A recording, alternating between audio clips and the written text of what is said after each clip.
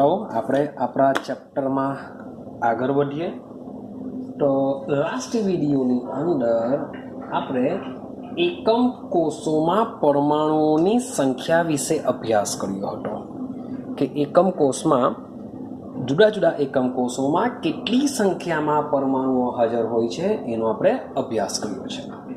પરંતુ આ જે એકમ કોષ હોય છે એ એકમ કોષમાં આવેલા જે પરમાણુઓ હોય છે એ પરમાણુ ત્રિપરિમાણવીય અવસ્થામાં ગોઠવાયેલા હોય છે.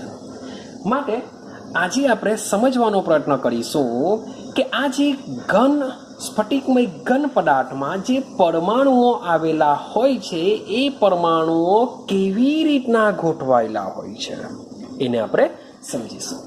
તો આજનો આપણો ટોપિક છે ક્લોઝ પેકિંગ સ્ટ્રક્ચર. ઇન ઇંગ્લિશમાં શું કહેવામાં આવે છે? ક્લોઝ પેક્ડ સ્ટ્રક્ચર કહેવામાં આવે છે. ઓકે તો એને કહેવામાં આવે છે ક્લોઝ પેક્ડ સ્ટ્રક્ચર, જેને ગુજરાતીમાં કહેશું સંવૃત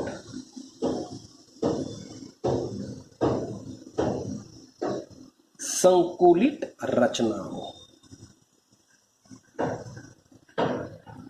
સંવૃત સંકુલિત રચનાઓ.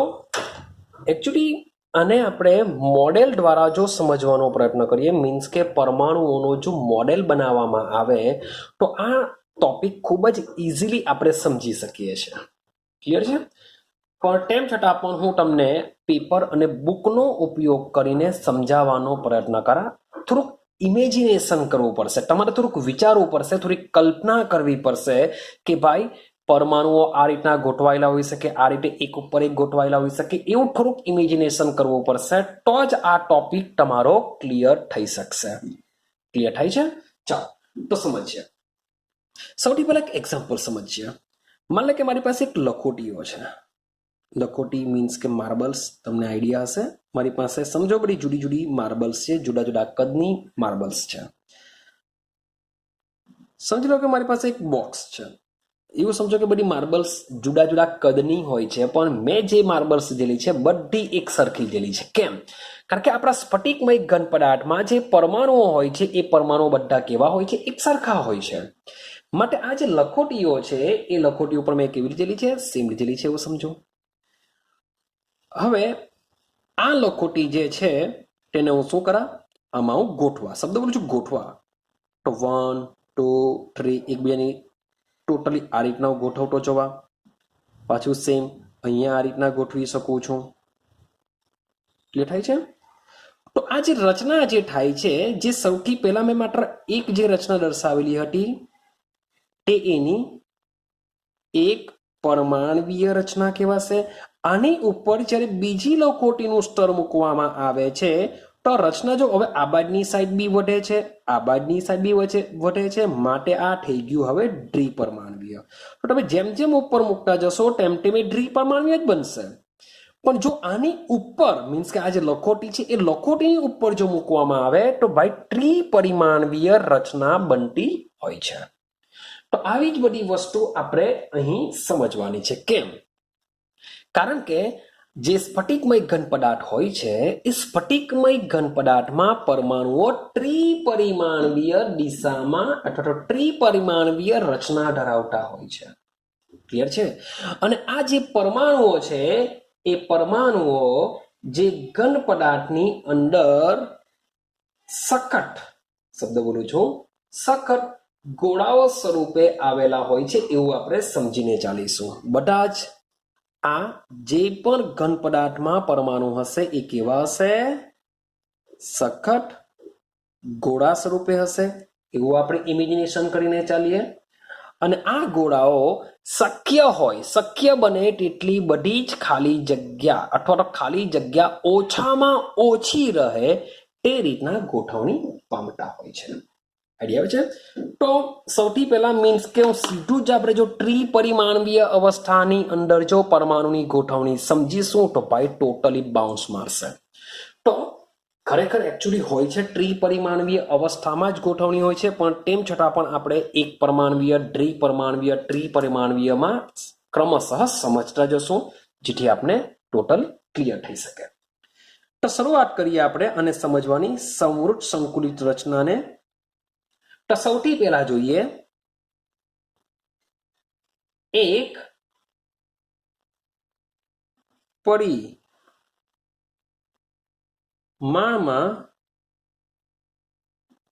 સંવૃત રચના, સંવૃત સંકુલન.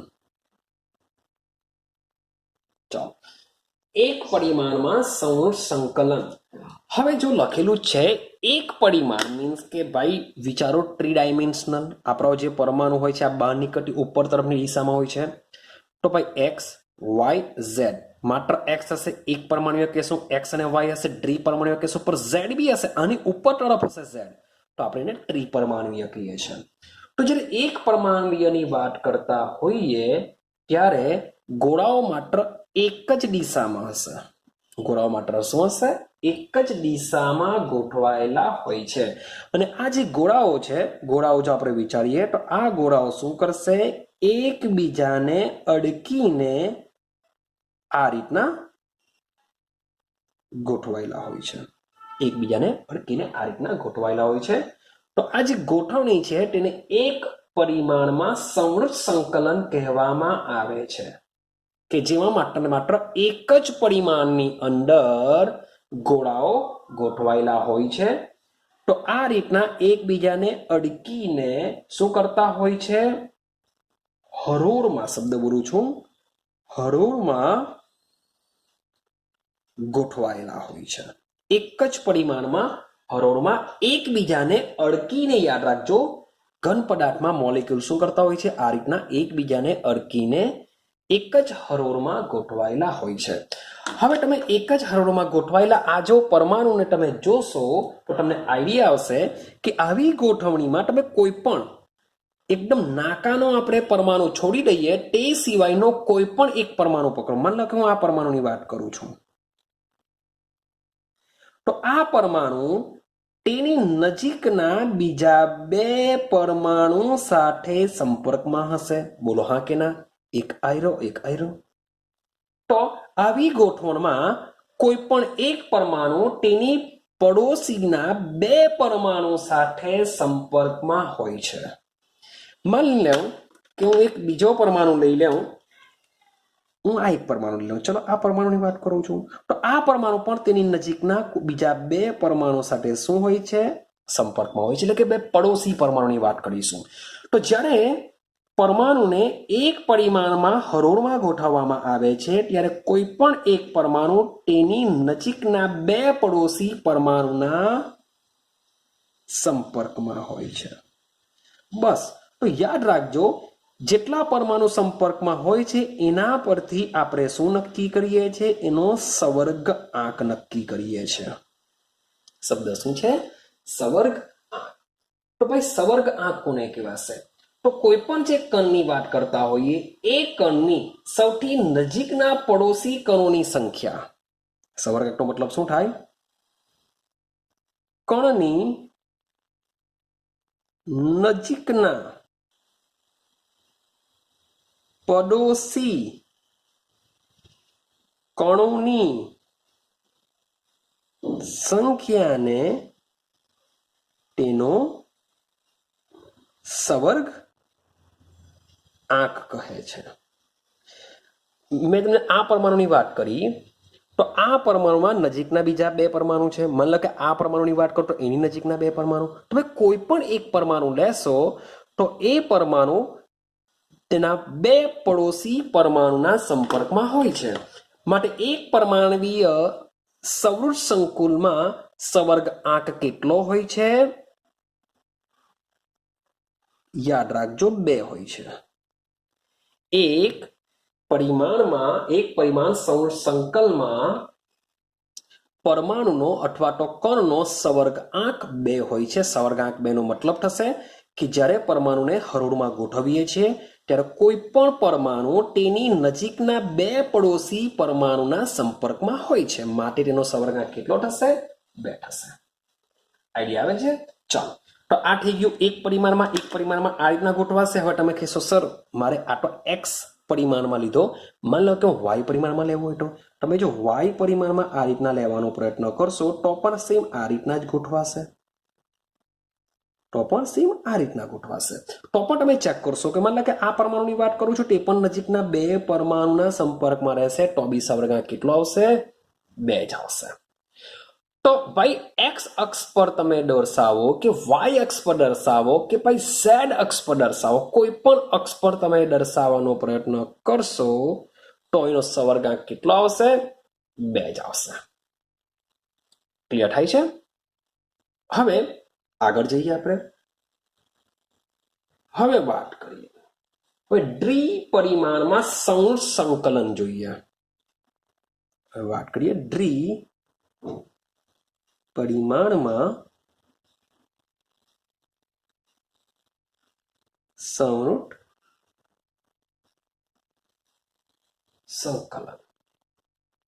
સંકુલન. ઓકે, ચાલો. તો હવે વાત કરીએ છીએ દ્વિપરિમાણમાં સંયુક્ત સંકલન. હવે આપણે 2 પરિમાણ રચીશું. તો ભાઈ દ્વિપરિમાણમાં સંયુક્ત સંકલિત રચનાની અંદર તમારા જે ગોળાઓ છે એ ગોળાઓની થપ્પીની ગોઠવણી કરીને 2 જુદી જુદી રીતે આપણે આને રચના કરી શકીએ છીએ. 2 જુદી જુદી રીતે દ્વિપરિમાણની અંદર પરમાણુની ગોઠવણી આપણે કરી શકીએ છીએ. તો ભાઈ 2 ગોઠવણી કઈ રીતના આવશે, કેવી રીતના આવશે તો સમજો. તો સૌથી પહેલા એક સાદામાં સાદું સિમ્પલ લખી દઉં કે મારે જો દ્વિપરિમાણમાં કણોની ગોઠવણી કરવી હોય તો એ ગોઠવણી 2 પ્રકારે થઈ શકે છે. એક પરમાણુમાં તો એક જ પ્રકારે થશે, પણ દ્વિપરિમાણમાં કણોની ગોઠવણી 2 પ્રકારે થાય છે. ક્લિયર? તો સૌથી પહેલા પહેલી સિસ્ટમ જોઈએ કે પહેલા કઈ રીતના ગોઠવાશે. હવે થોડુંક વિચારજો, બરાબર સમજજો. હવે દ્વિપરિમાણમાં જે પહેલા પ્રકારની ગોઠવણી છે, માની લઉં કે મારી પાસે એક ગોળો, એક થપ્પી છે. સમજો મારી પાસે શું છે? આ રીતના એક પ્રથમ હરોળ છે. અમારી પાસે શું છે? સમજો પ્રથમ હરોળ છે. હવે દ્વિપરિમાણનો મતલબ એવો થાય કે ભાઈ આની ઉપર તરફ પણ પરમાણુની આવી થપ્પી હોવી જોઈએ. ઉપર તરફ બી તો જ મીન્સ કે આ તો માત્ર એક્સ બન્યું, આ માત્ર એક્સ અક્ષ થયું. હવે આની ઉપર જો દર્શાવવા તો વાય અક્ષ આવી જશે તો જ દ્વિપરિમાણ બનશે. તો આ જે ગોળાઓની જે થપ્પી છે આની ઉપર પણ એક બીજી થપ્પી ગોઠવવાનો પ્રયત્ન કરા. હવે જો હવે આ જે બીજી હરોળ છે, આ પ્રથમ હરોળ છે.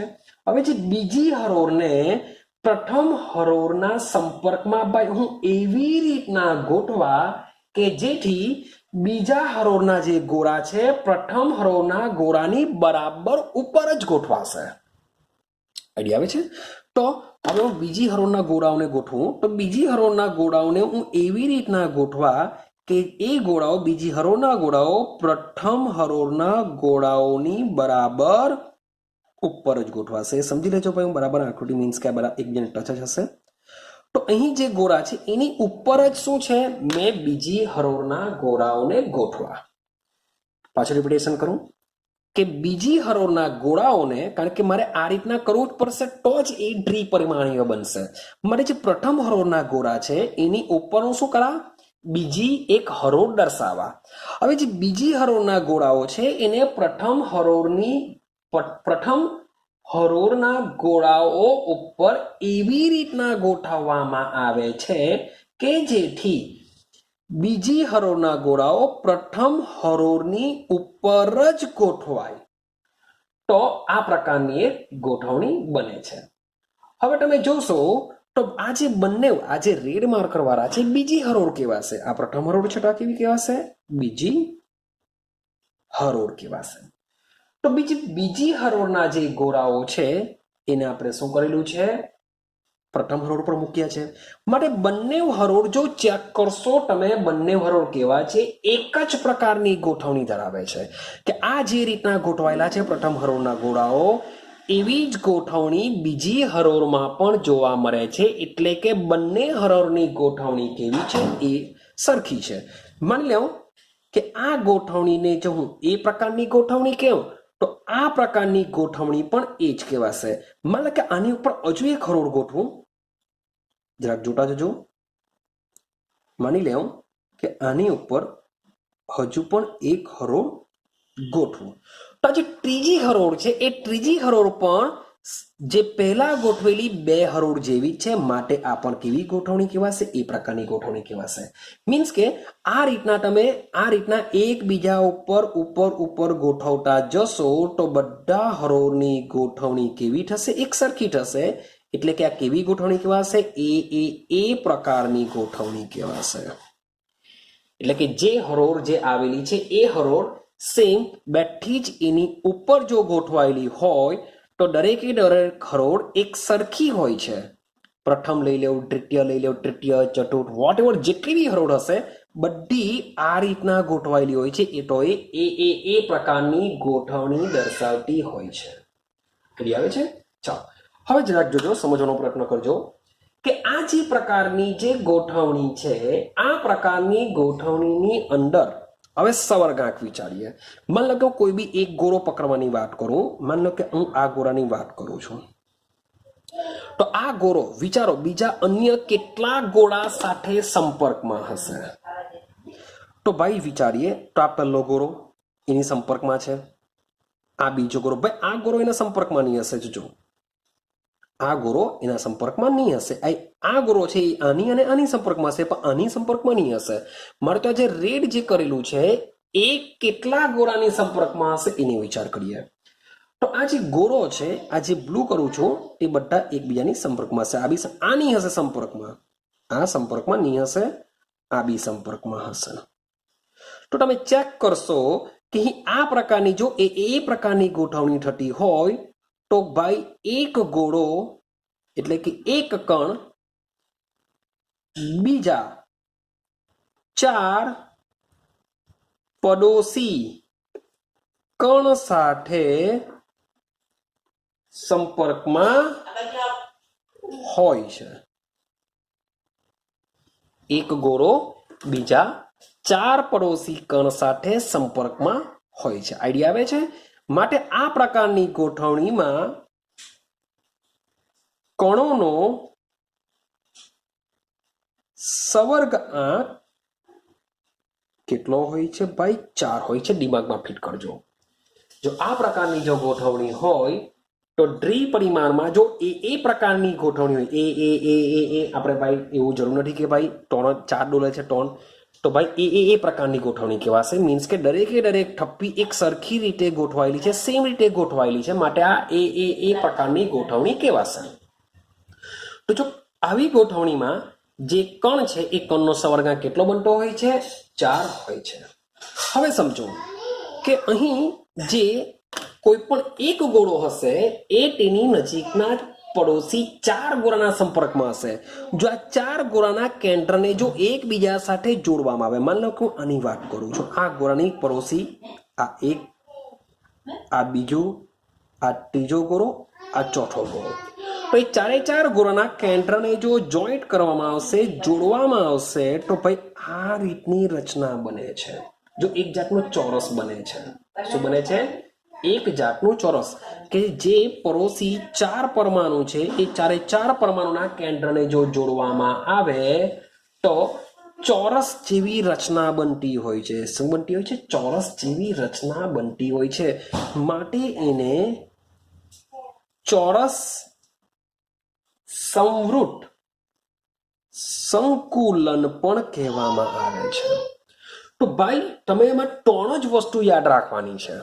તો જ્યારે દ્વિપરિમાણમાં કણોની ગોઠવણી કરા ત્યારે જો બીજી હરોળના ગોળાઓને પ્રથમ હરોળના ગોળાઓ ઉપર એવી રીતના ગોઠવવામાં આવે કે જેથી બીજી હરોળના ગોળા પ્રથમ ગોળાઓ જેવા જ હોય તો આ પ્રકારની ગોઠવણીમાં બીજી હરોળ અને પ્રથમ હરોળની ગોઠવણી સરખી થશે. જો આ જ પ્રમાણે બીજા ઉપર ત્રીજી હરોળ, ત્રીજી ઉપર ચોથી હરોળ જો ગોઠવાતી જશે તો આવી ગોઠવણીમાં જો પ્રથમ હરોળને હું એ કહું તો બીજી હરોળને પણ એ પ્રકારની કહેવાશે. તો ત્રીજી હરોળ બી એ પ્રકારની, ચોથી બી એ પ્રકારની, અને મે બી તમે આની ઉપર જો પાંચમો હરોળ દોરશો તે પણ શું કહેવાશે? એ પ્રકારની જ આવશે. તો દ્વિપરિમાણમાં જો એ પ્રકારની ગોઠવણી હોય તો એની અંદર જે એક ગોળો છે એ બીજા 4 પડોશી ગોળાની સંપર્કમાં હશે, એટલે કે 4 પડોશી કણના સંપર્કમાં હશે. માટે એ પ્રકારની ગોઠવણીમાં કણોનો સળંગાંક કેટલો હોય છે? 4 હોય છે. સાથે સાથે કોઈ પણ એક કણના પડોશી જે 4 કણો છે, 4 ગોળાઓ છે, એ ગોળાઓના કેન્દ્રને જો એકબીજા સાથે જોડવામાં જો આવે તો એક ચોરસ જેવું બનતું હોય છે. માટે આ પ્રકારની જે ગોઠવણી છે, જે દ્વિપરિમાણમાં ગોઠવણી છે, તેને દ્વિપરિમાણમાં ચોરસ સમરૂપ સંકુલન પણ કહેવામાં આવે છે. ક્લિયર થાય છે? તો આ થઈ ગઈ તમારી એક પ્રકારની ગોઠવણી. હવે સમજો, આગળ જઈએ. હવે આપણે બીજા પ્રકારની ગોઠવણી કરીએ. હવે શું ચેન્જ કરીએ છે એને બરાબર સમજવાનો પ્રયત્ન કરજો. ચાલો, તો સમજો સેમ અહીં પણ મારે દ્વિપરિમાણ જ ચાલે છે. દ્વિપરિમાણમાં ગોઠવણીના 2 પ્રકાર પાડેલા છે. તો આ પહેલા પ્રકારની ગોઠવણી થઈ ગઈ. તો ફરીથી પાછું એક પ્રકારનું પહેલા તો 1 ડાયમેન્શન દોરી દઉં. જરાક બરાબર સમજવાનો પ્રયત્ન કરજો, ઇમેજિનેશન કરજો. માનો કે આ મારી પાસે કઈ છે? પ્રથમ હરોળ છે. મારી પાસે આ પ્રથમ હરોળ છે. હવે આની ઉપર હું જે બીજી હરોળ જે ગોઠવવાનો છું, જે બીજી હરોળ ગોઠવવાનો છું, એ બીજી હરોળને પ્રથમ હરોળ ઉપર એવી રીતના ગોઠવવામાં આવે છે કે જેથી બીજી હરોળના જે ગોળા છે એ પ્રથમ હરોળની ગોળા પર સાટરીત શબ્દ છે, સ્ટેગર્ડ અથવા તો સાટરીત રીતે ગોઠવી શકાય. ભાઈ સાટરીતનો મતલબ એવો થાય કે આ જે ગેપ જે પડતી હોય છે, બેની વચ્ચે જે ગેપ પડતી હોય છે, એ ગેપમાં તમારે બીજી હરોળનો પરમાણુ આવવો જોઈએ. સેમ આ જે ગેપ પડતી હોય છે એ ગેપમાં તમારો બીજી હરોળનો પરમાણુ, સેમ જે ગેપ પડે છે એ ગેપમાં બીજી હરોળ. તો આ રીતના આપણે ગોળાઓને ગોઠવતા જઈએ. તો તમે ચેક કરશો તો આ રીતના ગોઠવણી, આ જે ગોઠવણી છે એ બીજી હરોળની છે. આઈડિયા આવે છે? તો આ જે વચમાં જે ગેપ છે એના માટે શબ્દ આપવામાં આવ્યો છે સાટરીત. જે પ્રથમ હરોળના 2 ગોળાઓની વચ્ચે જે આ રીતની જે ગેપ પડતી હોય છે તેની ઉપર બીજી હરોળના ગોળાઓને ગોઠવવામાં આવે છે, એટલે કે સાટરીત રીતે ગોઠવવામાં આવે છે. તો તમે ચેક કરશો, હું ઉપરની આકૃતિ ફરીથી પાછો બતાવું. તો અહીં શું કરેલું હતું? પ્રથમ હરોળને બીજી હરોળની સેમ ઉપર જ ગોઠવેલા હતા. મારે જે પ્રથમ હરોળ હતી તેવી જ બીજી હરોળ હતી. માટે બંને જો પ્રથમ હરોળને જો એ પ્રકારની કીધી તો આને બી પ્રકારની કહેશો. પણ અહીં તમે ચેક કરશો કે જે પ્રથમ હરોળ છે, માની લો કે હું પ્રથમ હરોળને જો એ પ્રકારની કહું તો મારી જે બીજી હરોળ છે, જો હવે પ્રથમ હરોળ અહીં એકચ્યુઅલી પાછો બીજો મોલેક્યુલ આવશે, આ રીતના આવશે. ખબર પડે છે? તો મારી પાસે આ જે બીજી હરોળ ગોઠવાયેલી છે એની ગોઠવણી પ્રથમ હરોળ જેવી હોતી નથી. પ્રથમ હરોળ જેવી આ ગોઠવણી હોતી નથી. માટે આ બીજા પ્રકારની ગોઠવણી છે, બદલાઈ ગયેલી ગોઠવણી છે. માટે એને શું કહેવા? બી પ્રકારની ગોઠવણી કહેવા. ખબર પડે છે? ચાલો, હવે માની લેવું કે હવે જે બીજી હરોળ છે, હવે એની ઉપર હું શું કરું છું? ત્રીજી હરોળ ગોઠવવાનો પ્રયત્ન કરું છું. હવે જે ત્રીજી હરોળ છે એ ત્રીજી હરોળને સેમ આ જે બીની જે સાટરીત જગ્યા છે, સાટરીત જગ્યામાં જો ગોઠવવાનો પ્રયત્ન કરા તો મને આ રીતની ગોઠવણી મળશે. ચલો ગોઠવતા જઈએ. સમજી લેજો કે ભાઈ પરમાણુ બધા સેમ છે. મે બી મારાથી સેમ નહીં પણ દોડાઈ શકે, એક અહીં એક્સ્ટ્રા દોડું છું. સમજો. તો આ રીતના જો આપણે સાટરીત જગ્યામાં ગોઠવીશું તો તમને આઈડિયા આવશે કે ભાઈ આ ગોઠવણી જે ત્રીજી હરોળ છે, આ શબ્દ બોલું છું, ત્રીજી હરોળ. તો ત્રીજી હરોળને જ્યારે બીજી હરોળની સાટરીત જગ્યામાં જ્યારે ગોઠવવામાં આવે છે ત્યારે આ ગોઠવણી પ્રથમ હરોળ જેવી જ છે. માટે આટો ફરીથી પાછા આપણે એ પ્રકારની ગોઠવણી કહેશું. આઈડિયા આવે છે? આ કઈ થશે? એ પ્રકારની ગોઠવણી થઈ ગઈ. હવે માની લઈએ કે હજુ આપણે ચોથી હરોળ ગોઠવીએ તો ચોથી હરોળને શું કરીશું ફરીથી પાછા આ જે ત્રીજી હરોળ છે એની 37 જગ્યામાં ગોઠવીએ આપણે તો આ રીતના જો એની 37 જગ્યામાં ગોઠવવાનો પ્રયત્ન કરશું આપણી થઈ ગઈ ચોથી હરોળ તો ચોથી હરોળને જ્યારે ત્રીજી હરોળની 37 જગ્યામાં દાખલ કરીશું ત્યારે તમને આઈડિયા આવશે કે આ જે ગોઠવણી છે એ તો સેમ પાછી બીજી હરોળ જેવી જ છે બીજી હરોળને મેં બી કીધી છે તો ચોથી હરોળને પણ શું કહેવા બી પ્રકારની કહેવા માટે આ જે દ્વિપરિમાણમાં આ પ્રકારની ગોઠવણીને આપણે એબી પ્રકારની ગોઠવણી કહેશું એબી વોટ એવર આની ઉપર ગોઠવતા જાઓ તો એબી પ્રકારની ગોઠવણી કહેવાશે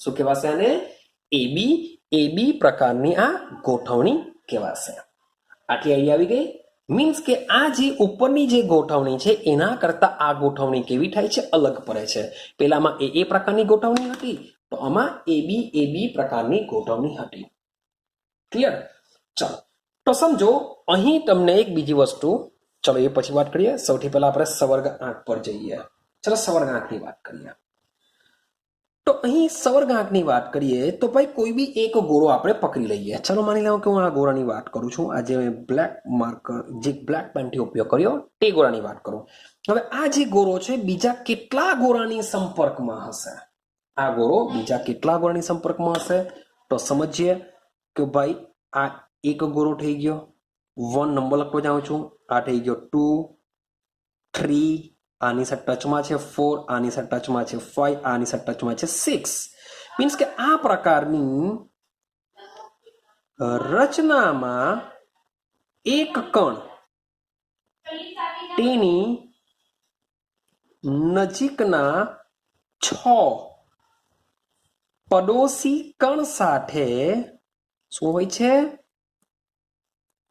સંપર્કમાં હોય છે કે કોઈ પણ એક કણ તેની નજીક રહેલા એની સાથે ટચ થયેલા 6 કણ ધરાવે છે એટલે કે નજીકના 6 પડોશી કણ સાથે સંપર્કમાં હોય છે માટે એબી પ્રકારની આ જે રચના છે તેનો સવર્ગ આંક બોલો કેટલો થશે 6 થશે જો પેલામાં સવર્ગ આંક 4 હતો ત્યારે આમાં સવર્ગ આંક કેટલો આવતો છે 6 આવે છે કારણ કે અહીં 4 ગોળા એકબીજાની સંપર્કમાં હતા જ્યારે અહીં 6 ગોળા એકબીજાની સંપર્કમાં હોય છે આઈડિયા આવી ચાલો સેમ આને આપણે ચોરસ સમૃદ્ધ સંકુલ કહેતા તો આને શું કહેવાશે તો સેમ વસ્તુ આપણે શું કરીએ એના નજીકના જેટલા પણ પડોશી પરમાણુ છે એના કેન્દ્રને એક સાથે જોડવાનો પ્રયત્ન કરીએ ચાલો તો સૌથી પહેલા માની લો કે એક કણ લઈ લઉં માની લો કે હું આ કણની વાત કરું છું તો એની પડોશી જોઈ લઈએ આ એક ગોળાનું કેન્દ્ર આ બીજા ગોળાનું કેન્દ્ર આ ત્રીજા ગોળાનું કેન્દ્ર આ ચોથા ગોળાનું કેન્દ્ર આ પાંચમા ગોળાનું કેન્દ્ર ને છઠ્ઠા ગોળાનું કેન્દ્ર ભાઈ આની આવશે આપણે તો આ જે મોલેક્યુલ છે એની સાથે જે સંપર્કમાં છે એની વાત કરીએ છીએ મારે બધાને જો જોઈન્ટ કરીએ તો તમે જોશો કઈ રીતની રચના મળશે પેલામાં આપણે ચોરસ મળેલું હતું તો આમાં તમે ચેક કરશો આમાં આપણે ચોરસ મળતું નથી આમાં તમને મળતું હોય છે ષટકોણ શું મળતું હોય છે ષટકોણ આકારનું મળતું હોય છે માટે આ પ્રકારની રચનાને ષટકોણ સમૃદ્ધ સંકુલન કહેવામાં આવે છે એટલે કે દ્વિપરિમાણમાં એબી પ્રકારની જે ગોઠવણી છે એ ષટકોણ સમૃદ્ધ સંકલન તરીકે આપણે ઓળખીએ છીએ હવે આ જે ષટકોણ છે એને ઇંગ્લિશમાં કહેવામાં આવે છે હેક્સાગોન શું કહેવામાં આવે છે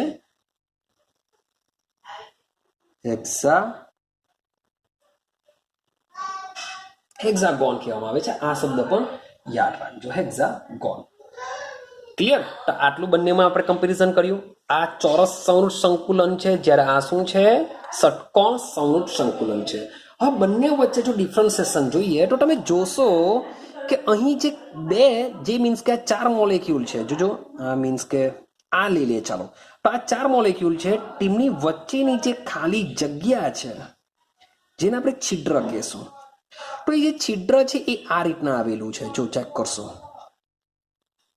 આ રીતના કંઈક છિદ્ર આવેલું હોય છે તો આ જે છિદ્ર છે એ છિદ્ર કેવું હોય છે?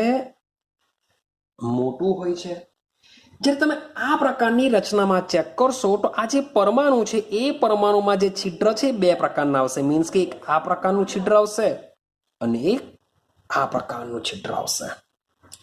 મીન્સ કે અહીં આ જે છિદ્ર છે ને આ છિદ્ર છે એ બંને કેવા છે? અલગ અલગ છે. મીન્સ કે ચોરસ કરતા અહીં ગોઠવાયેલા જે પરમાણુ છે એ વધુ એકબીજાની નજીક નજીક ગોઠવાયેલા હોય છે. માટે આની પેકિંગ ક્ષમતા જે હોય છે, પેકિંગ ક્ષમતા કેવી હોવાની? વધારે હોવાની. એટલે કે આની કમ્પેરિઝનમાં આમાં કણો કેવા હોય છે? વધારે ગોઠવાયેલા હોય છે. કારણ કે એકબીજાની નજીક નજીક ગોઠવાવાને લીધે તેમની પરમાણુ વચ્ચેની જે ખાલી જગ્યા હોય છે જેને આપણે છિદ્ર કહીએ છીએ એ ખાલી જગ્યા આમાં કેવી થતી હોય છે?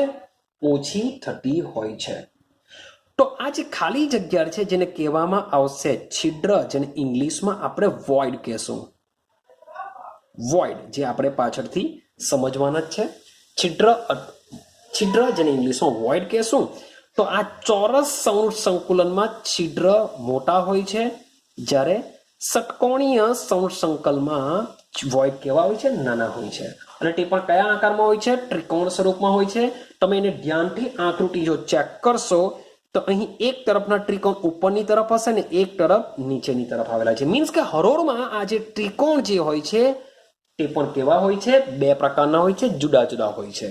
એક હરોળમાં ઉપરની તરફ જોતા હશે તો બીજા હરોળમાં એ નીચેના શિરોબિંદુ તરફ હશે. મીન્સ કે એનું શિરોબિંદુ કહેવાશે. શું કહેવાશે? શિરોબિંદુ. તો એક હરોળમાં જો તમને શિરોબિંદુ ઉપર તરફ જોવા મળશે તો બીજી નજીકની હરોળમાં આ શિરોબિંદુ નીચે તરફ તમને જોવા મળેલા હોય છે. બોલો, આઈડિયા આવે છે? તો આ છે તમારું ત્રિપરિમાણમાં કણોની ગોઠવણી. આઈડિયા આવી ગઈ? તો એક પરમાણુ તો બહુ સિમ્પલ છે, સવર્ગાંક 2 છે. પણ ત્રિપરિમાણમાં પરમાણુઓને બે પ્રકારે ગોઠવી શકાય છે. એક તો એ પ્રકારની ગોઠવણી બની શકે, એનો સવર્ગાંક શું હશે, એમાં ચોરસ સૌર સંકલન કેવાશે. આ બધા પોઈન્ટ તમારે યાદ રાખવાના છે. અને જ્યારે બીજા પ્રકારની ગોઠવણીની વાત કરીએ તેમાં એબી પ્રકારની ગોઠવણી બનતી હોય છે, જેનો સવર્ગાંક 6 હોય છે અને સાથે સાથે એને ષટકોણ સૌર સંકલન કહેવામાં આવે છે. માં છિદ્રોની જે છિદ્રો છે એ પણ અલગ પ્રકારના હોય છે. પહેલામાં છિદ્રો મોટા હોય છે, આમાં છિદ્રો નાના હોય છે. છિદ્રો નાના છે એનો મતલબ જ એવો થશે કે અહીં કણો ખૂબ જ વ્યવસ્થિત અને ખૂબ જ ઓછી જગ્યામાં ગોઠવાયેલા હોય છે, જ્યારે આમાં કણો વચ્ચે શું હોય છે? ઘણી બધી ખાલી જગ્યા રહેતી હોય છે. એટલે કે આની ક્લોઝ પેકિંગ અને જે સૌર સંકલન છે એ ખૂબ જ વધારે હોય છે કમ્પેરિઝન ટુ આ. ક્લિયર? ચાલો, આ તો ભાઈ થઈ ગઈ ખાલી બેની વાત. મીન્સ કે હું પેજ પર બેને તો ઇઝીલી દર્શાવી શકું છું, બેને વ્યવસ્થિત દર્શાવી શકા. પણ હવે ત્રિપરિમાણીયની વાત કરું તો સમજો આ જે બેઠી જે ઠપ્પી છે એ ઠપ્પીની ઉપર આવી ઠપ્પી આવશે. આજે એબી પ્રકારની લઈ લેવ કે એ પ્રકારની લઈ લેવ, એની ઉપર પાછી શું થશે? એક ત્રીજી ઠપ્પી આવશે. ને આ જે રચના છે એમાં મેં શું કરેલું છે? બધાની અંદર જે ગોઠવેલા છે હરોળની જે 37 જગ્યા છે, 37 જગ્યામાં જ મેં ગોઠવા કરેલા છે. 37 જગ્યામાં ગોઠવવાથી એબી પ્રકારની રચના મળતી હોય છે. તો આ તો દ્વિપરિમાણીય છે. પણ જ્યારે વાત કરીશું ત્રિપરિમાણીયની, કેમ? કારણ કે કોઈ પણ સ્ફટિકમય ઘન પદાર્થમાં પરમાણુઓની ગોઠવણી ત્રિપરિમાણમાં જ થયેલી હોય છે. એ સાચી રચના કહેવાશે, સાચી ગોઠવણી કહેવાશે. મેઇન તો આપણે એ સમજવાની છે. તો વિચારો, આની ઉપરની તરફ આપણે ગોઠવીશું. હવે ઉપરની તરફ હું કેવી રીતના દર્શાવવા? એટલે બહુ કોમ્પ્લિકેટેડ થશે. માટે મેં તમને કીધેલું કે એને સમજાવવા માટે હું શું કરે, થોડોક બુકનો ઉપયોગ કરીશું. કારણ કે બુકમાં ખૂબ જ સારી રીતે આકૃતિ એ લોકોએ ડ્રો કરીને આપેલી હોય છે. હું દોરવા જવા તો પણ મીન્સ કે તમને બહુ આઈડિયા નહીં આવશે. એવું તો નથી કે નહીં દોરી શકાય, દોરી શકાય છે, પણ ખૂબ જ ખૂંચવારો ભર્યો થઈ જશે. તમને થોડુંક આઈડિયા નહીં આવી શકે અને સાથે સાથે ખૂબ જ સમય બગડશે. એ પણ એટલું જ સાચું છે. માટે યુટ્યુબમાં વિડીયો બી કેવો થઈ જશે? ખૂબ જ મોટો થઈ જશે. માટે હું સીધી જ તમને આકૃતિ બતાવવાનો પ્રયત્ન કરા. પણ તે છતાં બી આપણે સમજતા જઈએ તો આપણે ત્રીજો પ્રકાર જોઈએ. એ મેઇન પ્રકાર છે, એ છે આપણો ત્રિપરિમાણમાં સંવૃત સંકુલન. ચાલો, તો હવે આપણે વાત કરીએ ત્રિપરિમાણમાં. તો મેં તમને હમણાં જ કીધું કે ભાઈ કોઈ પણ તમારો સ્ફટિકમય ઘન પદાર્થ હશે, એ ઘન પદાર્થમાં પરમાણુઓની ત્રિપરિમાણીય ગોઠવણી હોય છે. હવે ત્રિપરિમાણીય ગોઠવણીને કરવા માટે, રચવા માટે મારે શું કરવું પડશે? દ્વિપરિમાણીય શબ્દ બોલું છું, દ્વિપરિમાણીય સ્તરોને એકબીજા પર થપ્પીની રીતે ગોઠવતા જતા મને ત્રિપરિમાણ મળશે. મીન્સ કે આ એક્સ એક પરિમાણ, વાય એક પરિમાણ, એક્સ અને વાય તો ત્રિપરિમાણમાં સમજીને આવ્યા. પણ હવે ઝેડ એકચ્યુઅલી બહાર નીકળતી દિશામાં હોય છે. શું હોય છે? બહાર નીકળતી દિશામાં હોય છે. એટલે કે આ બેની ઉપર આપણે ગોઠવવું પડશે. એટલે કે આ જે દ્વિપરિમાણીય સ્તરો છે, એ દ્વિપરિમાણીય સ્તરોને જ આપણે એની પાછા ઉપર ગોઠવીશું. એટલે કે આ જે ગોઠવણી છે, બેઠી ઉચકી લેવા, કોપી કરી લેવા ને એને પાછું આની ઉપર ગોઠવવાનો પ્રયત્ન કરા. હવે એના જેવી સેમ, એટલે મીન્સ કે આ બંને પ્રકારની જે ગોઠવણી છે એને બેઠી કોપી કરી લેવું, એવું સમજો કોમ્પ્યુટર છે, કોપી કરી લેવું, બેઠી ઉચકી લીધી, હવે પાછી એની પર મૂકવાનો પ્રયત્ન કરો. તો એ રીતના આપણે ત્રિપરિમાણમાં ગોઠવણીનો અભ્યાસ કરીશું. તો આ જે ત્રિપરિમાણમાં જે ગોઠવણી છે, સૌથી પહેલા તો દ્વિપરિમાણની વાત કરીએ. તો દ્વિપરિમાણની જે સંકુલિતની રચના હોય છે, કેટલા પ્રકારની જોઈને આવ્યા? બે પ્રકારની જોઈને આવ્યા. બે પ્રકાર કઈ છે? એક તો ચોરસ સંવૃત સંકુલન છે અને ષટકોણીય સંવૃત સંકુલન છે. તો આ બેનો ઉપયોગ કરીને આપણે શું કરીશું? ત્રિપરિમાણમાં ગોઠવણીનો અભ્યાસ કરીશું. ચાલો, તો એ પણ 3 પ્રકારની બનશે. કેટલા પ્રકારની ગોઠવણી થશે? 3 પ્રકારની ગોઠવણી બનવાની છે. એટલે એકચ્યુઅલી એમ થશે 2 પ્રકારની, પણ બીજામાં પાછા બીજા 2 પ્રકાર પાડીશું. એટલે ટોટલ તમે ચેક કરશો તો ટોટલ કેટલા પ્રકાર પડી જશે? 3 પ્રકાર પડી જશે. ચાલો, તો એને સમજીએ. તો મેઇન હવે ચેક સમજવાનું છે. આ તો બહુ ઇઝીલી સમજણ પડી જશે. તો જઈએ આપણે પહેલા ઉપર કે કેવી રીતના પહેલી ત્રિપરિમાણીય ગોઠવણી બની શકે છે. તો ત્રિપરિમાણીય ગોઠવણીની રચના કરવા માટે મારે શાનો ઉપયોગ કરવો પડશે? દ્વિપરિમાણીયનો ઉપયોગ કરવો પડશે. તો દ્વિપરિમાણ 2 પ્રકારની છે. તો સૌથી પહેલા લઈ લઉં છું ચોરસ સંવૃત સંકુલ. તો હું શું કરું છું? દ્વિપરિમાણીય ચોરસ સંવૃત સંકુલિત માંથી આપણે શું બનાવીશું? ત્રિપરિમાણીય સંવૃત સંકુલન. ચાલો, તો આપણે દ્વિપરિમાણીય ચોરસ સંવૃત સંકુલિત, ચોરસ સંવૃત સંકુલિત લખેલું છે એટલે તમારા દિમાગમાં ફિટ થઈ જવું જોઈએ કે એ પ્રકારની ગોઠવણી હશે. એટલે કે એક પરિમાણીયની ઉપર જે દ્વિપરિમાણીય રચીશું, બંને સેમ ગોઠવણી ધરાવતા હશે. એટલે કે એ પ્રકારની ગોઠવણી ધરાવતા હશે. તો આ સમજો કે એ પ્રકારની જે ગોઠવણી છે એના ઉપર જ બરાબર આપણે ગોઠવેલી છે. હવે આપણે રચવાનું છે ત્રિપરિમાણીય. તો ફરીથી પાછું મારી મેરે જરાક દોરવાનો પ્રયત્ન કરો, જરાક સમજવાનો પ્રયત્ન કરજો કે માની લો કે ત્રિપરિમાણીય રચવાનો પ્રયત્ન કરું છું.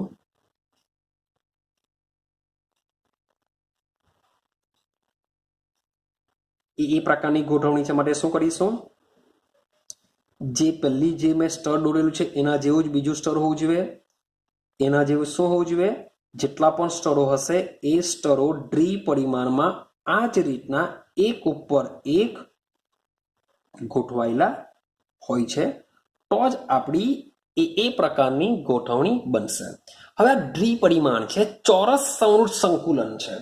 હવે સમજો કે આ જે ગોઠવણી છે એ ગોઠવણીને બેઠી ઉચકી લેવો, કોપી કરી લેવો ને એ જે ગોઠવણી છે, હવે જે બીજા મોલેક્યુલ છે આની ઉપર સેમ આ જ પ્રમાણે ગોઠવો. એની ઉપર આપણે જે અગાઉ આ જે વસ્તુ સમજેલા હતા એવી જ વસ્તુ આ બ્લેક છે તેની ઉપર પાછા શું કરો, આ જ રીતની બેઠી ગોઠવણીને એડ કરી દેવું. જો આ દ્વિપરિમાણીયની આ ગોઠવણીને જો તમે એ કહેશો, આની ઉપર બેઠું જેમ આ ગોઠવણી છે તેવી જ ગોઠવણી ઉપર મૂકી દેવું, તો આ જે માની લો કે રેડ માર્કરથી આપણે મૂકીશું તો એ ગોઠવણી બી કેવી થવાની, આની ઉપર બેઠી ગોઠવાશે. તો એ ગોઠવણી માની લો કે આ રીતના જ આની ઉપર, મીન્સ કે આ ગોળાની ઉપર બીજા ગોળા છે, તો એ ગોઠવણી આપણી કઈ થઈ જશે, એ પણ એ પ્રકારની ગોઠવણી થઈ જશે.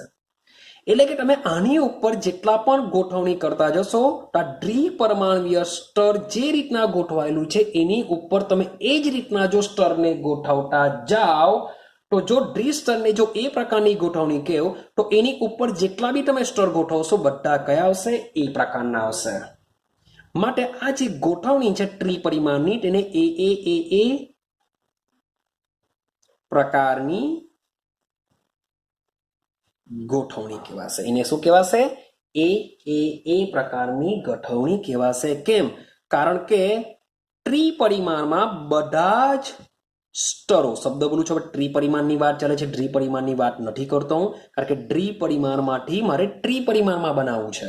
તો આજે ત્રિપરિમાણમાં આવેલા જે બધા સ્તરો કેવા હશે, એક સરખા હોય છે. માટે એ પ્રકારની ગોઠવણી થશે. ને આ પ્રકારે જે ગોઠવણી કરતા મીન્સ કે આપણે જે એકમ કોષની અંદર જે સાદો ઘનની વાત કરતા હોઈએ છે, તો એ માત્ર ને માત્ર ખૂણા પર જ પરમાણુ ગોઠવાયેલા હોય છે, તે આ પ્રકારની રચના ધરાવતું હોય છે. માટે જે સાદો ઘન લેટીસ છે, એ સાદો ઘન લેટીસ આ પ્રકારની જેમાં પણ ગોઠવણી જોવા મળશે તેમાં આપણે જોઈ શકીએ છીએ. ક્લિયર થાય છે? તો આ થઈ ગઈ તમારી પહેલા પ્રકારની ગોઠવણી, દ્વિપરિમાણીય ચોરસ સંવૃત સંકુલિત માટે. ત્રિપરિમાણીય મીન્સ કે જે દ્વિપરિમાણીયની ગોઠવણી છે એના ઉપર બેઠી જ એ જ પ્રમાણે આપણે જો ત્રીજા ઉપર જો ગોઠવતા જઈએ અને ત્રિપરિમાણીય બનાવીએ તો એ પ્રકારની શું થશે, ગોઠવણી થશે. એટલે કે આ ચોરસ સંવૃત સંકુલન છે. સમજો કે માન લો કે હું 4 મોલેક્યુલને મીન્સ કે ચોરસ સંવૃત સંકુલન છે એટલે કે 4ને ભેગા કરું. હવે આની ઉપર જે મોલેક્યુલ હશે, ચાલો પછાડની વાત કરીએ, થોડું ક્રોસ મૂકીએ, તો પાછળની જો વાત કરીએ તો પાછળમાં બી શું થશે, આની વિચારો કે આની આ ઉપરનું સ્તર છે, આની નીચેના સ્તરની બી તમે વાત કરશો, મીન્સ કે હું તમને બહુ દર્શાવી નહીં શકું, તો તમે જોઈ શકો છો હું ચોપડીનો ઉપયોગ કર્યો. ચાલો સમજો કે આ આખું એક સ્તર છે, આ જે ચોરસ દેખાય છે એ શું છે, આખું એક દ્વિપરિમાણીય સ્તર છે. એની આ જે સ્તર દેખાય છે એ આપણું બીજું સ્તર છે, કે પણ એને એ જ રીતના બેઠું ગોઠવેલું છે. આ એક ત્રીજું સ્તર દોરેલું છે, એને પર સેમ એ જ રીતના ગોઠવેલું છે. આ ચોથું સ્તર છે, એને પર સેમ એ જ રીતના મૂકેલું છે. માટે આ બધાની ગોઠવણી એ પ્રકારની થવાની. હવે તમે આ 4 મોલેક્યુલ જે છે તેને માન લો કે આ જે લાઈન દેખાય છે એ સંવૃત સંકુલન છે, 4 એટલે કે ચોરસ સંવૃત સંકુલન છે. હવે એની પાછળના જે મોલેક્યુલ છે એના જો કેન્દ્રને તમે જોઈન્ટ કરશો તો તમે ચેક કરો કે એ આ રીતનું ડેશ વાળું ચોરસ સંવૃત સંકુલન બતાવે છે. એને તમે ગોઠવશો તો જો આ એક એકમ કોષ બની ગયો. ને આ એકમ કોષની અંદર માત્ર ને માત્ર એના ખૂણા પર જ પરમાણુ ગોઠવાયેલા હોય છે. માટે આ કયો ઘન બની જશે, સાદો ઘન. એટલે કે સાદો આપણો એકમ કોષ બની જશે, કે જેમાં માત્ર ને માત્ર શું આવેલા હોય છે, પરમાણુ ખૂણા પર જ પરમાણુ ગોઠવાયેલા હોય છે. આઈડિયા આવે છે? પણ મેં તમને પહેલા જ કીધું કે મીન્સ કે હું આમાં બરાબર તમને સમજાવી નહીં શકા. ચાલો, તો આ થઈ ગઈ પહેલા પ્રકારની ગોઠવણી. ક્લિયર થયું? હવે આપણે બીજા પ્રકારની ગોઠવણી વાત કરીએ. હવે અહીં મેં ચોરસ સંવૃત સંકુલિત રચના લીધેલી છે. હવે હું શું કરા, ષટકોણીય સંવૃત સંકુલિત રચના લઈને એના ઉપર જ બેઠો ગોઠવવાનો પ્રયત્ન કરીએ. તો આપણે લખી દઈએ પહેલા કે દ્વિપરિમાણીય ષટકોણીય સંવૃત સંકુલિત રચના અથવા સ્તરમાંથી ત્રિપરિમાણીય સંવૃત સંકુલન. ચાલો, તો હવે આપણે શું કરવાના છે, એબી પ્રકારની ગોઠવણીનો ઉપયોગ કરીશું અને એના ઉપર એના જેવું જ બેઠું સ્ટર ગોઠવવાનો પ્રયત્ન કરીશું.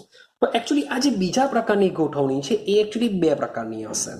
બે પ્રકારમાં શોર્ટ એન્ડ સિમ્પલ કહેવું કે જે એબી એબી પ્રકારની ગોઠવણી છે એ બેઠી એબી એબી પ્રકારની જેમ આમાં આપણે ગોઠવણી કરી સેમ એ જ પ્રકારે ગોઠવણી કરો. અને બીજી વસ્તુ એવી છે કે એની વચ્ચેની જે સ્ટેગર્ડ અથવા તો જે એની ગેપ હોય છે એ ગેપમાં જો મૂકવાનો પ્રયત્ન કરશો તો એ બી પ્રકારની ગોઠવણી છે. થોડુંક ઇમેજિનેશન કરવું પડશે. હવે ક્લિયર છે? તો એમાં પહેલું લઈએ કે જે તમારું આ રીતે તમે ગોઠવશો બીજા સ્તરને પ્રથમ સ્તર પર ગોઠવીને રચી શકાય. બીજા સ્તરને પ્રથમ સ્તર પર ગોઠવીને રચી શકીએ. ચાલો હવે જરાક સમજવાનો પ્રયત્ન કરજો. તો સૌથી પહેલા આપણે ષટકોણીય સમરૂઢ સંકુલન દોરી દઈએ જેથી આપણે થોડીક આઈડિયા આવશે. મને લાગે થોડુંક મોટા દોરીએ છીએ આપણે એબી એબી પ્રકારની ગોઠવણીને સમજવાની છે.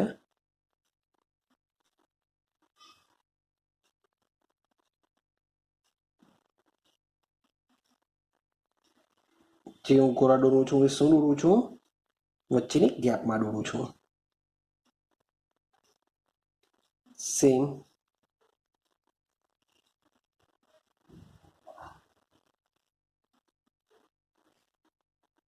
ઓકે. હજી આપણે દોરી રહીએ વચ્ચેની સ્ટેગર્ડ જગ્યાની અંદર. તો આ રીતના તમે જોશો એબી એબી પ્રકારની ગોઠવણી આવેલી હોય છે ત્રિપરિમાણમાં. હવે આનો ઉપયોગ કરીને આપણે ત્રિપરિમાણ રચવાનું છે. હવે બેઠું સમજો કોપી પેસ્ટ કરીએ. આ બેઠું ઉચકી લઈએ. આ શું કરીએ? બેઠું જ ઉચકી લઈએ. હવે આ જે આપણું આજે માની લે કે પ્રથમ સ્તર છે.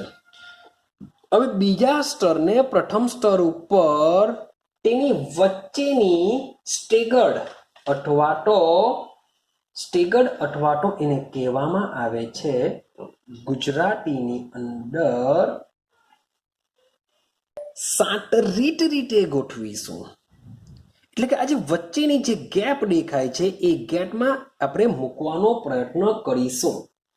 તો જ્યારે વચ્ચેનો ગેપમાં મૂકવાનો પ્રયત્ન કરીશું તો આ જો સ્તર આ રીતના ગોઠવાયેલું હોય તો હવે જે સ્તર આવશે હું દોરવાનો પ્રયત્ન કરું છું. બરાબર સમજજો. પછી આપણે જોઈએ તો બુકમાં જોઈ લેશું. સમજો આ રીતના જે બ્લેક માર્કરથી દોરું છું બેઠું ષટકોણીય સમરૂઢ સંકુલન જ છે, પરંતુ એનું જે સ્તર છે એ સ્તરને હું આ રીતના ગોઠવા વચ્ચેની જગ્યાઓમાં. ક્લિયર થાય છે? આ રીતના આપણે ગોઠવીશું. હવે તમે ચેક કરશો કે સર આ શું દોરેલું છે, કઈ ડિઝાઇન દોરેલી છે, કઈ જ ખબર નથી પડતી. હું તમને એટલું કહી શકું છું કે આ જે બ્લુ પેન વાળી જો એ પ્રકારનું હશે તો આ જે બ્લેક વાળી શું કરેલી છે આપણે જે એના ઉપર ગોઠવેલું જે બીજું સ્તર છે એ પ્રથમ હરોળને સાટરીટ જગ્યામાં ગોઠવવામાં આવે. સાટરીટ જગ્યામાં ગોઠવવામાં આવે તો એની ઉપરનું આ જે સ્તર ગોઠવાશે 100% કેવું હશે? બી પ્રકારનું હશે. સાટરીટ શબ્દ આવે એટલે કે બંને સ્તર કેવા હોવાના? અલગ અલગ જ હશે. જો પ્રથમ સ્તરને એ કહેશું તો બીજા સ્તરને શું કહેશું આપણે? બી જ કહેવાશે. હવે તમે ચેક કરશો કે અહીં જે પ્રથમ સ્તર છે એટલે કે એ વાળું છે, જે પ્રથમ સ્તર છે એ પ્રથમ સ્તરના બધા જ ત્રિકોણીય છિદ્રો બીજા સ્તરના ગોળા વડે સંપૂર્ણ રીતે ઢંકાયેલા નથી. સમજો આ જ ઇમ્પોર્ટન્ટ છે સમજવાનું.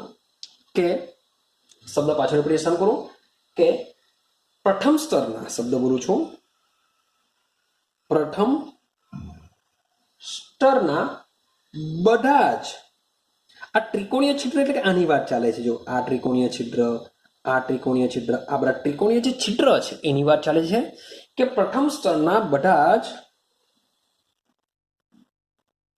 ત્રિકોણીય છિદ્રો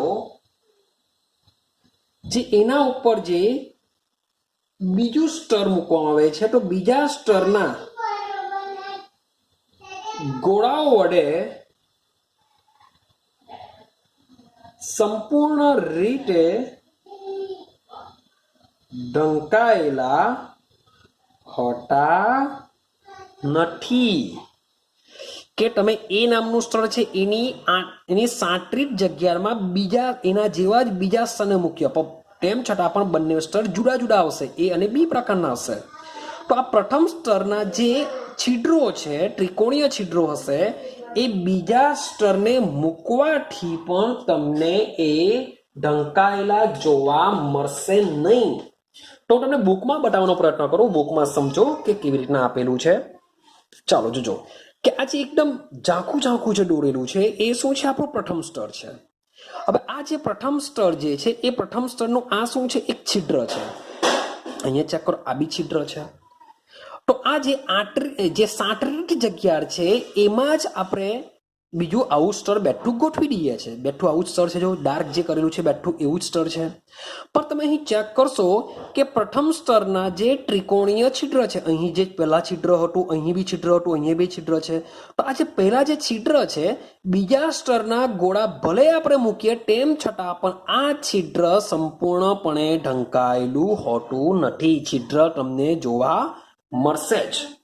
આઈડિયા આવે છે કે પ્રથમ સ્તરને બીજા સ્તર પર મૂકવા છતાં પણ પ્રથમ સ્તરના જે છિદ્રો છે એ છિદ્રો બીજા સ્તરને લીધે સંપૂર્ણપણે ઢંકાયેલા હોતા નથી. ક્લિયર છે? તો આ રીતની ગોઠવણીથી બે પ્રકારના છિદ્રો ઉત્પન્ન થાય છે. કેટલા પ્રકારના? બે પ્રકારના છિદ્રો ઉત્પન્ન થાય છે, જે તમને દેખાય છે O અને T. O મીન્સ કે અષ્ટફલકીય, sorry for that. O means કે અષ્ટફલકીય, T મીન્સ કે સમચતુષ્ફલકીય. હવે તમે ચેક કરશો, જ્યાં પણ T છે ત્યાં આગળ 1 2 3, આ T જો કરો 1 2 3, અને એની નીચે એક ગોળો હશે. તે ટોટલ કેટલા ગોળા થયા? 4. 1 2 3, નીચે 4, તો એના પાસે T આવશે. હવે આની વાત કરીએ તો 1 2 3 4 5. ચાલો આની વાત કરીએ, 1 2 3, જો એકદમ ઝાંખાવાળા 3, એની ઉપર પાછા ડાર્ક વાળા 3, ટોટલ 6. એની આજુબાજુ તમને દેખાતા ગોળાઓ હશે. એકચ્યુઅલી તો એક ઉપર બી હશે, એક નીચે બી હશે. તો માટે એને કહેશું અષ્ટફલકીય છિદ્ર. શું કહેવામાં આવે છે? જે પણ O છે, જે ગોળાઓ એકબીજાના ટોટલ નજીકના 6 ગોળાઓ સાથે સંપર્કમાં તમને જે દેખાય છે, એકચ્યુઅલી ઉપર બી હશે, નીચે પણ હશે. ઉપર અને નીચે જો દર્શાવવા જઈએ તો આ છિદ્ર પણ નહીં દેખાશે તમને. આની ઉપર પાછું સ્તર ગોઠવો આ ઝાંખા વાળું, એની ઉપર પાછું ગોઠવો ડાર્ક વાળું. તો આ રીતના ગોઠવતા જઈએ તો તમને આ જે છિદ્ર જે અષ્ટફલકીય દેખાય છે, ચતુષ્ફલકીય દેખાય છે, તે પણ તમને જોવા મળશે નહીં. માટે માત્ર બે સ્તર દર્શાવ્યા છે, જેથી તમને આઈડિયા આવશે કે ભાઈ ચતુષ્ફલકીય છિદ્ર કેવી રીતના રચાય છે, અષ્ટફલકીય છિદ્ર કેવી રીતના રચાય છે. તેની સમજૂતી એકચ્યુઅલી બુકમાં પણ તમને આપેલી છે. સમજો કે ચતુષ્ફલકીય છિદ્ર 3 ગોળાઓની ઉપર એક ગોળો છે, જેથી આ જે વચ્ચે જે તમને છિદ્ર દેખાય છે એ ચતુષ્ફલકીય છિદ્ર છે. અને સેમ અષ્ટફલકીયની વાત કરીએ, તમને 6 ગોળા દેખાય છે, 6 ગોળાની વચ્ચે એક નાનું છિદ્ર હોય છે, જેને આપણે અષ્ટફલકીય છિદ્ર કહેશું. ચતુષ્ફલકીય છિદ્ર મોટું હોય છે, અષ્ટફલકીય છિદ્ર કેવું હોય છે? ખૂબ જ નાનું હોય છે. તો આઈડિયા આવે છે કે જે ષટકોણીય રચના છે એ ષટકોણીય રચનામાં પ્રથમ સ્તરને બીજા સ્તર પર એવી રીતના ગોઠવવામાં આવે કે જે પ્રથમ સ્તરને 37 રીતે ગોઠવવામાં આવે તો આ પ્રકારની રચના બનતી હોય છે. ક્લિયર થાય છે? જેમાં બે પ્રકારના છિદ્રો ઉત્પન્ન થતા હોય છે, જેને આપણે O અને T વડે દર્શાવેલું છે. O મતલબમાં શું થશે? બહુ કામનું છે આ વસ્તુ. અષ્ટફલકીય છિદ્ર કહેશું, અને જે T છે તેને શું કહેશું? સમચતુષ્ફલકીય છિદ્ર કહેશું. આઈડિયા આવે છે? તો બે પ્રકારના છિદ્રો રચાતા હોય છે, સમચતુષ્ફલકીય છિદ્ર અને અષ્ટફલકીય છિદ્ર હોય છે. ચાલો હવે આગળ જોજો.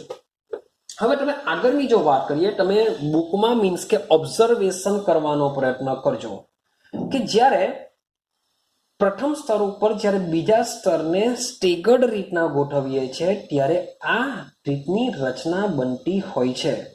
ત્યારે આ જે ત્રિકોણના જે છિદ્રો હોય છે એ પ્રથમ સ્તરના ત્રિકોણીય છિદ્રો પર જ હોય છે. જે તમે બુકમાં ચેક કરશો તો જે ત્રિકોણના જે છિદ્રો હોય છે એ ત્રિકોણના છિદ્રો કેવા હશે? સેમ જ ગોઠવાયેલા હોય છે. મીન્સ કે જેટલા પણ તમે ટી જોશો એ ટીમાં તમે શરૂઆતમાં જોશો તો શિરોબિંદુ ઉપર તરફ હશે, બીજા સ્તરમાં શિરોબિંદુ નીચે, પાછું ઉપર તરફ હશે. તો એ જે ત્રિકોણના જે પ્રથમ સ્તરના ત્રિકોણીય છિદ્રો પર હોય છે અને તેમના ત્રિકોણીય આકારો અધ્યારોપિત હોતા નથી, એકબીજા ઉપર હોતા નથી. તમે ત્રિકોણનો શિરોબિંદુ ચેક કરશો તો શિરોબિંદુ ઉપરની તરફ હશે, તો પાછું જે બીજું જે સમચતુષ્ફલકીય છિદ્ર હશે તેમાં શિરોબિંદુ નીચે તરફ હશે. અષ્ટફલકીયમાં હું તમને જોવા નહીં મળશે, કારણ કે અષ્ટફલકીયમાં ટોટલ મળીને 6 ગોળાઓ તમને દર્શાવ્યા છે. એ 6 ગોળાઓમાં આકાર તો બધામાં સેમ રહેશે, પણ જ્યારે ચતુષ્ફલકીય છિદ્રની વાત કરીએ છીએ ત્યારે તમે ત્રિકોણના શિરોબિંદુ ચેક કરો તો તમને પહેલી હરોળમાં તમને જો શિરોબિંદુ ઉપર તરફ જોવા મળે, તો ફરીથી પાછા જે ચતુષ્ફલકીય છિદ્ર બને છે તેમાં શિરોબિંદુ નીચે તરફ જોવા મળે, ફરી પાછા ઉપર તરફ, ફરી પાછા નીચે તરફ જોવા મળતા હોય છે. આઈડિયા આવે છે? તો ભાઈ ચતુષ્ફલકીયમાં 4 ગોળાઓ એકબીજા સાથે જોડાયેલા હોય છે, અષ્ટફલકીય છિદ્રમાં ટોટલ 6 ગોળાઓ વડે ઘેરાયેલું હોય છે. તો યાદ રાખવાનું, આ 4 ગોળાઓ વડે ઘેરાયેલું હોય છે, ત્યારે આ 6 ગોળાઓ સાથે જોડાઈને અષ્ટફલકીય છિદ્ર બનાવતું હોય છે. હવે જે વસ્તુ લખું છું, વસ્તુ દિમાગમાં ફિટ કરી દેજો, કારણ કે આના જે કેલ્ક્યુલેશન કરવા વાળા જે એમસીક્યુ નીકળતા હોય છે એ તમને જેડબલી, નીટ, ગુજકેટ બોર્ડ બધામાં કામ લાગશે. તો આ જે વસ્તુ લખું છું એ બરાબર યાદ રાખજો. ક્લિયર છે? તો આ જે પ્રકારના 2 પ્રકારના છિદ્રો છે, 2 પ્રકારના છિદ્રો છે. એક શું છે? અષ્ટફલકીય છિદ્ર. બીજો શું છે? ચતુષ્ફલકીય છિદ્ર. અષ્ટફલકીયને આપણે ઓ કહેશું, ચતુષ્ફલકીયને આપણે ટી વડે ઓળખીશું. હવે સવાલ એવો આવે કે આ બંને પ્રકારના છિદ્રોની સંખ્યા કેટલી હશે? આ બહુ ઇમ્પોર્ટન્ટ છે. બંને પ્રકારના છિદ્રોની સંખ્યા કેટલી હશે? તો આ છિદ્રોની સંખ્યા યાદ રાખજો, છિદ્રોની સંખ્યા તમારા સંવૃત સંકુલિત ઘનમાં પરમાણુની સંખ્યા પર આધાર રાખતા હોય છે. કે તમારા ઘન પદાર્થમાં એક સમૃદ્ધ સંકુલમાં કેટલા પરમાણુ આવેલા હોય છે એ પરમાણુની સંખ્યા પર આ છિદ્રોની સંખ્યા આધાર રાખતી હોય છે. માન લો કે કોમન એક્ઝામ્પલ લઈએ કે ધારો કે સમૃદ્ધ સંકુલિતમાં પરમાણુની સંખ્યા is equal to n, total n પરમાણુ આવેલા છે એવું આપણે સમજીને ચાલીએ. તો યાદ રાખજો, તમારા પરમાણુની સંખ્યા n છે, માટે અષ્ટફલકીય છિદ્રની સંખ્યા ઇઝ ઇક્વલ ટુ n. જેટલા પરમાણુ હશે એટલા જ અષ્ટફલકીય છિદ્ર હોય. દિમાગમાં ફિટ કરજો, જેટલી સંખ્યામાં પરમાણુ હોય એટલી જ સંખ્યામાં અષ્ટફલકીય છિદ્ર આવેલા હોય છે. અને ચતુષ્ફલકીય છિદ્રની સંખ્યા બમણી હોય છે. જેટલા પરમાણુ હશે એના કરતા બમણી સંખ્યામાં ચતુષ્ફલકીય છિદ્ર આવેલા હોય છે. યાદ રાખી લેજો આ, કારણ કે આના પરથી જ તમે દાખલા સોલ્વ કરશો. યાદ રહેશે કે તમારા સમૃદ્ધ સંકુલ એટલે કે સ્ફટિકમય ઘન પદાર્થમાં જેટલા પણ પરમાણુ હશે, ત્રિપરિમાણીયની જ વાત ચાલે છે, જેટલા પણ પરમાણુ હશે એટલી જ સંખ્યામાં અષ્ટફલકીય છિદ્રની સંખ્યા હશે. માન લો કે પરમાણુની સંખ્યા 500 હોય તો અષ્ટફલકીય છિદ્રની સંખ્યા પર 500 હોય, પણ ચતુષ્ફલકીય છિદ્રોની સંખ્યા 1000 હોય છે. ક્લિયર થયું આટલું? ચાલો, તો આને બરાબર દિમાગમાં ફિટ કરી દેવું. આ છે તમારું પેલી વસ્તુ કે બીજા સ્તરને પ્રથમ સ્તર ઉપર સ્ટેગર્ડ રીતે આપણે ગોઠવીએ છીએ. ક્લિયર છે? તો આપણે એબી પ્રકારની રચના મળતી હોય છે. હવે આપણે સેમ બીજા પ્રકારની વાત કરીએ. હવે આપણે શું કરીએ છીએ, બીજા સ્તર પર, મીન્સ કે આ રીતની એબી પ્રકારની રચના તો થઈ જ ગઈ. એબી પ્રકારની રચના મતલબ કે સ્ટેગર્ડ રચના થઈ ગયેલી છે એટલે કે બેઠી એ હવે એ બી આ રીતના ગોઠવતા જઈએ તો પણ ત્રિપરિમાણીય રચના બની જશે. હવે સમજો કે બીજી રીત કેવી રીતના ગોઠવી શકાય. તો આ રીતના બે સ્તરો તો ગોઠવાઈ ગયેલા જ છે એટલે કે બે સ્તરો છે. તો બીજા સ્તર પર હવે શું કરીએ, બીજા સ્તર પર ત્રીજું સ્તર મૂકવું. એટલે કે એ બી રચના છે એ બી રચના પર હું હવે ત્રીજું સ્તર મૂકા, એ ત્રીજું સ્તર જુદી રીતના મૂકા. ત્રીજું સ્તર જુદી રીતના મૂકા. આમાં તો એ બી પ્રકારનું આ જે બેઠું સ્તર છે એના સ્ટેગરમાં મૂકવાથી મીન્સ કે જે આપણી ષટકોણીય સંવૃત રચના છે એના પર આપણે સ્ટેગર રચના મૂકવાથી એ બી પ્રકારની રચના મળી, જે ત્રિપરિમાણીય બની ગઈ. હવે આ બે આ રીતના રચાયેલું છે. હવે આની ઉપર સેમ આવું જ બીજું ત્રીજું સ્તર જે મૂકા, એ ત્રીજા સ્તર મૂકવા માટે ફરીથી પાછા આપણે બે રીતના મૂકી શકીએ. બે રીતના શક્યતા રહેલી છે. મીન્સ કે ત્રીજા સ્તરને મૂકવા માટે પણ કેવી છે, બે શક્યતાઓ છે.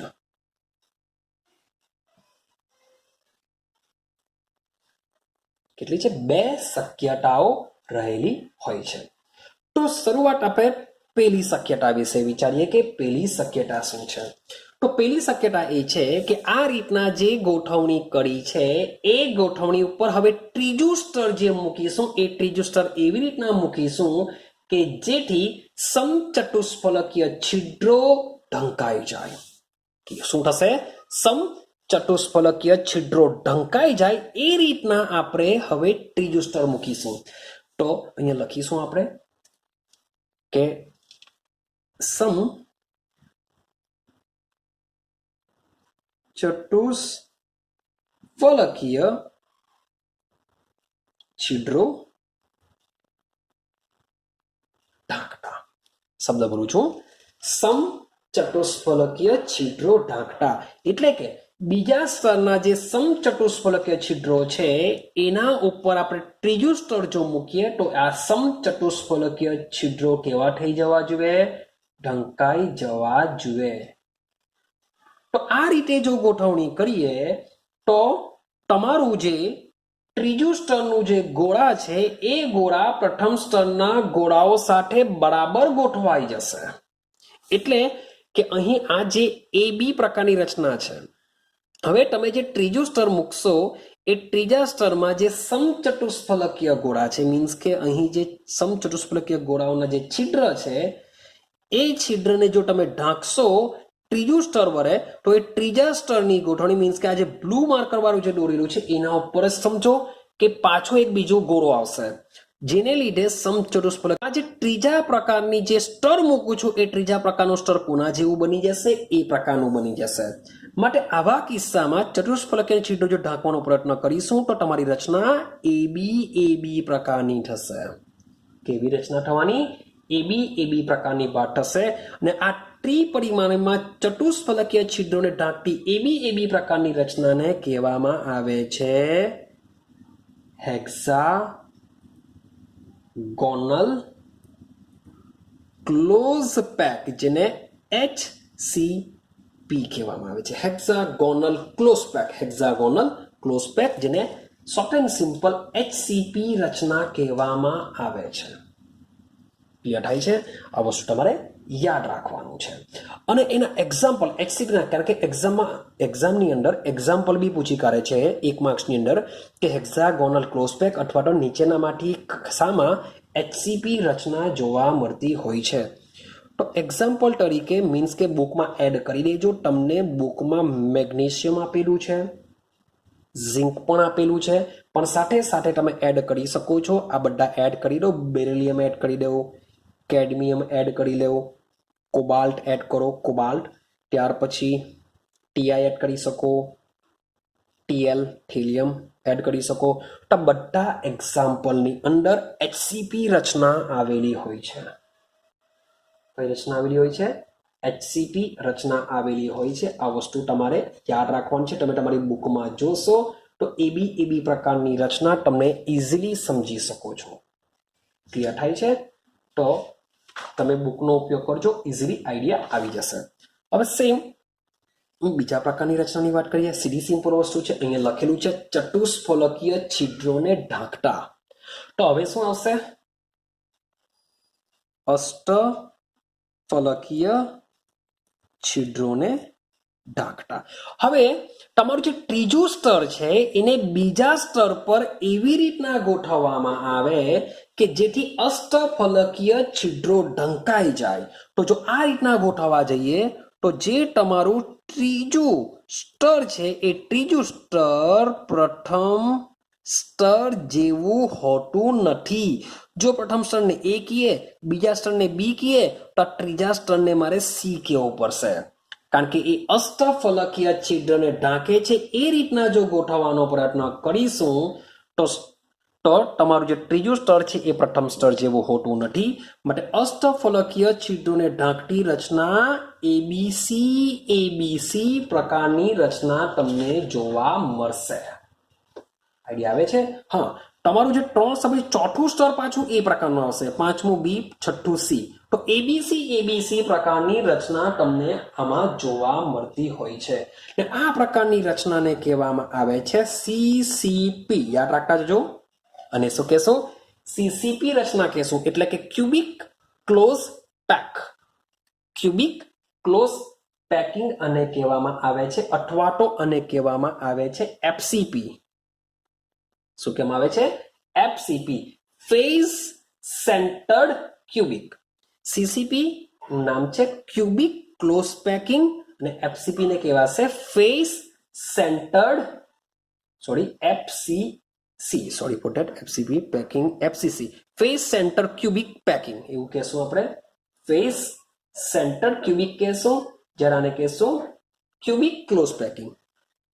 ક્યુબિક ક્લોઝ પેકિંગ સીસીપી અથવા એફસીસી અને ઓળખવામાં આવે છે. ગુજરાતીમાં એફસીસી એટલે કે ફલક કેન્દ્રિત સમઘનીય. અને શું કહેશું આપણે? ફલક કેન્દ્રિત સમઘનીય કહેશું. જ્યારે સીસીપી ને કહેવામાં આવે છે સમઘનીય સમૃદ્ધ સંકુલિત રચના કહેવામાં આવતી હોય છે. ક્લિયર છે? હવે બહુ મજાનો એક્ઝામ્પલ જો કે આના જે એક્ઝામ્પલની વાત કરીએ, એક્ઝામ્પલ કારણ કે પૂછાયા કરે છે, વારંવાર પૂછાયા કરતા હોય છે એના એક્ઝામ્પલ. તો એક્ઝામ્પલમાં કોપર લઈ લેવું, સિલ્વર લઈ લેવું, તો એ સીસીપી અથવા તો એફસીસી પ્રકારની રચના ધરાવતા હોય છે. કયા કયા? કોપર અને સિલ્વર. અહીં ઉપર તમને દેખાય છે આ બધા એક્ઝામ્પલ બી તમારે એચસીપી માટે યાદ રાખવા પડશે. ને આ બધા એક્ઝામ્પલ સીસીપી અથવા એફસીસી. તો બીજા નવા તમે એડ કરી શકો છો, જેમ કે એલ્યુમિનિયમ લઈ લેવું, ઓરમ લઈ લેવું, નિકલ લઈ લેવું, પીબી લઈ લેવું, પીડી લઈ લેવું, કેલ્શિયમ લઈ લેવું. આ જેટલા પણ એક્ઝામ્પલ છે એ બધામાં સીસીપી અથવા એફસીસી રચના જોવા મળતી હોય છે. ક્લિયર થાય છે? હા કે ના? હવે એક બીજી વસ્તુ સમજો કે અહીં આ જે સીસીપી અથવા જે એફસીસી પ્રકારની રચના લઈ લો, અથવા તો તમે એચસીપી પ્રકારની રચના લઈ લો. આ બંને પ્રકારના જે સમૂહ સંકલન છે એ ખૂબ જ પેકિંગ કરવા માટે સક્ષમ હોય છે, એટલે કે એના મોલેક્યુલ ખૂબ જ ઓછી જગ્યામાં વ્યવસ્થિત ગોઠવાયેલા હોય છે. માટે તેમાં જે છિદ્રો હોય છે, જે ખાલી અવકાશ હોય છે, એ ખાલી અવકાશ આ બંને પ્રકારની રચનામાં ખૂબ જ ઓછા જોવા મળતા હોય છે. લગભગ એવું કહેવામાં આવે છે સ્ફટિકનો 74% ભાગ પરમાણુથી ભરાઈ જતો હોય છે.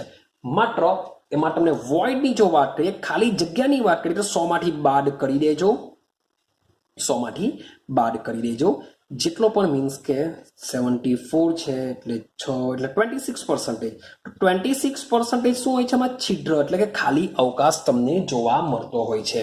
સીસીપી લઈ લો, એફસીસી લઈ લો કે એચસીપી લઈ લો, બધામાં 74% જેટલી એની કેપેસિટી હોય છે.